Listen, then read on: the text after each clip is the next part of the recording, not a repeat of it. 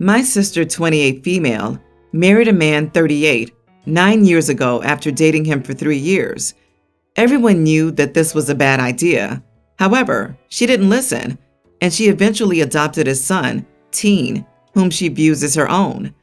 The relationship is supposedly toxic, which we all predicted, to both her and her son. He brings a woman around, and my sister was afraid to confront him, but then recently gained the courage to ask me to help extract her from the situation. I was initially on board, but I wasn't upon finding out that she wanted to take her son. Even though she has legal rights to her son, and he undoubtedly prefers her, he is indicative of the damage she has experienced, despite being a victim himself. He's a nice lad, but essentially, all parental tasks fell onto her while he works, and the only reason she's endured more years of her husband is for the sake of her son. So he inadvertently trapped her, and he's partially at fault, but through no fault of his own. I told her that although I'd be willing to help her, I wouldn't be willing to help her son, because ultimately, he isn't either of our responsibility, and part of ditching a toxic relationship is also, unfortunately, leaving behind things you love, like her son. Even though she'll probably be afforded custody if the neglect is documented, he is still his son, arguably more so than my sister's, so it'd also be unfair to extract him. Furthermore, her son has severe autism, so I want to help her have her own life with a family of her own, rather than always being a caregiver for her adopted son. As I've already said, I told her this, and she begged me to extract both of them, and that she couldn't leave without her son, but I continued to refuse. She told me that I just couldn't expect her to abandon her son, so I explained that overall, he is his son more so than he's her son. This really offended her, so I decided to ask my extended family's opinion, who all supported her and told me to extract both of them. My uncle eventually volunteered to pick them both up upon finding out about the situation, but in the midst, called me selfish. I was only looking out for my sister and trying to advocate for her with her best interest in mind, but my whole family has basically called me selfish, including my sister. Am I the idiot? You are the idiot. That's her son. She adopted him legally. So you're expecting her to just leave her son in a toxic household where her son could get hurt? Please grow up and quit being so stupid.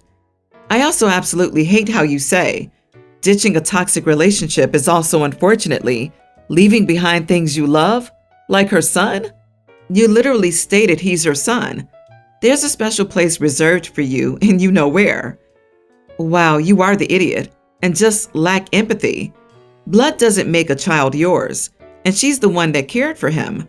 You're basically saying, yeah, the kid impedes my life, so I'll just take you and not him, when she's begging for your help to extract both of them. Seems like you just want to do what's convenient for you and not what the right thing is.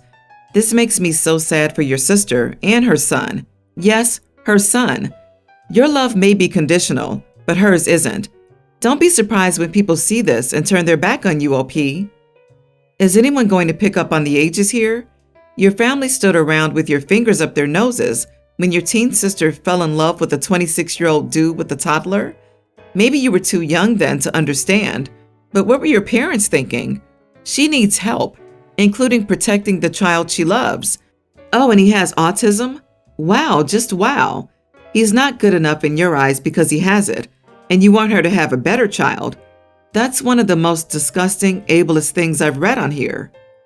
OP, you can say whatever you want, but it's pretty clear you blame the son for your sister being trapped in that relationship, which is pretty messed up. Literally all of your family's on her side. He, just like her, is a victim in all this. Props to the uncle for doing what you should have done. Glad someone took care of this situation, while you were worse than useless. Get your act together or stay away from them both, because right now, you're not much better than her husband. I'm at a loss here, guys. Realistically, I know I'm in the clear. Legally, I'm in the clear. But I'm being vilified by my coworkers, and I'm genuinely considering quitting my job because of this mess. So I work at a pretty standard day job, and at night I help my friend at her restaurant, which serves an assortment of Thai cuisine. To be honest, I'm insanely picky, but I fell in love with this peanut sauce the main chef makes, and he showed me how to make it. So about once a week, I take it on either noodle or stir fry to my day job for lunch. People know this, and a handful have tried it. It smells nutty, it tastes nutty. It's a white girl pad thai. Lately, my lunches have been disappearing, or I'll open my lunchbox to find half of my food missing. I've tried addressing it, but nothing has been changing, and I was pretty sure it was one of the new hires doing it, but had no proof until now. Thursday, I took my noodles, and my entire Tupperware was missing, which hasn't happened before. I'm angry, but what can I do? A coworker shared her pizza with me, and that was until today. Then my boss confronted me and accused me of poisoning my noodles because his daughter, one of the new girls, borrowed my lunch and had to be hospitalized. It turns out she's severely allergic to nuts, ate some, and boom, anaphylaxis. She used an EpiPen and had to be hospitalized, and now her dad is trying to hold me accountable for her bills and condition. But I don't see it. Why should I pay? I didn't mark my food as an allergen because I'm not allergic to it. She was dumb enough to steal from me and eat something she can't have. But he's being hateful, and some of my older coworkers are icing me out because I'd warned him I'd report any harassment to HR if he tried anything funny. Brown noses, I guess. My friend is aware and offered me a full-time job, but I can't help but feel it's unfair. At the same time, I could have killed his daughter, though. So, am I the idiot? Not the idiot. You didn't feed it to her. She stole it. She could have killed herself. My wife had a heavy-duty seafood allergy. She wouldn't eat anything without knowing what was in it. Like Caesar salad dressing had anchovies in it. Other sauces are made with seafood too. It can be in places you wouldn't expect. So she would never take someone else's food. On principle first, because it's stealing, because it would be life-threatening. I would have thought that anyone with a severe food allergy would take the same precautions, but obviously not. Well, next time she'll think twice before borrowing someone else's food. Borrowed? And how exactly is she going to return this food that she borrowed after ingesting it? It's not borrowing when she never plans to return it or compensate you. I'm so sorry that your boss is terrible. She stole your food. She didn't ask, she just took it upon herself to take your lunch. She's the idiot. Go to HR immediately and make them aware of what is going on. You did absolutely nothing wrong, and your boss's behavior is 100% inappropriate. He's literally accusing you of attempted murder. Do not wait, OP. You need to talk to HR now. Don't wait for her to get back and give her spin on it. A coworker has been stealing from you. A coworker with a known food allergy has been stealing food. She's dumb as rocks. And the fact that her dad is blaming you and not her for being dumb shows why she's so dumb. She never has to take responsibility for her own actions. A manager is now harassing you because his dumb daughter stole food and paid the price. I would consider looking for a new job because the boss man is going to make your life a nightmare, even if you report him to HR. Update. I did email the HR rep and let her know of the situation. She's been on vacation and gets back tomorrow, so I don't know if she's aware of what's happening since last week. Thankfully, my coworkers mostly chilled out by the end of my shift after I explained to the nosiest, friendlier person that I always bring a peanut sauce dish. The general assumption was that I somehow found out who had been stealing lunches and decided to poison them. I'm assuming she's fine, but I don't know the severity of her allergy or how much she ate before her reaction. Unfortunately, I'm not privy to her medical information. Sorry, guys. My friend let me take tonight off to think about everything, and I'm probably going to take her job offer. One commenter was correct. Even if everything settles down, I don't want to deal with a potentially hostile or reactive workplace like this anymore. It's not a career with much room for upward mobility, and I didn't feel welcome in our group meeting today. Thanks for everyone's opinions. I lost my older sister 12 years ago. She left her husband and 2 kids behind. In her final year of life, the marriage had been rocky. Once she got sick, he started seeing other people.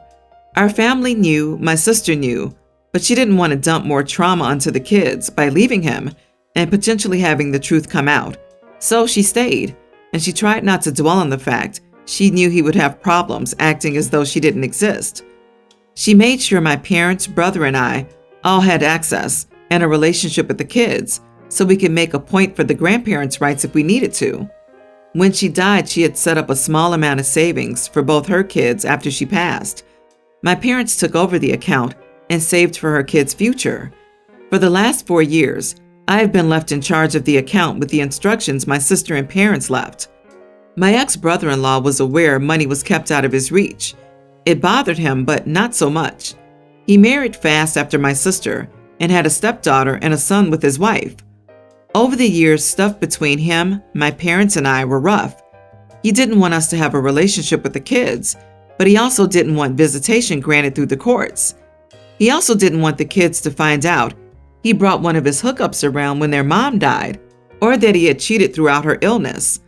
I want to say none of us would have, but my brother despises my ex-brother-in-law with such a heated passion that I could see him wanting the kids to choose us and abandon their father. But anyway, my niece and nephew are now over the age of 18, so the money and the accounts were signed over to them. They were surprised to find it was there, but no less happy. Ex-brother-in-law was angry when he realized the sum of money was significant. And on top of gifts and experiences with my family over the years, the kids had real savings, and nothing was given to his other kids. He told me I should have allowed him access. He could have made sure things were equal in his family with his kids. As the father of my nephew and niece, he said he had a right to that money while they were kids. Am I the idiot? He cheated on your sister and had the nerve to complain how you treated him? Wow, not the idiot OP. He's angry he couldn't milk her, even after her death.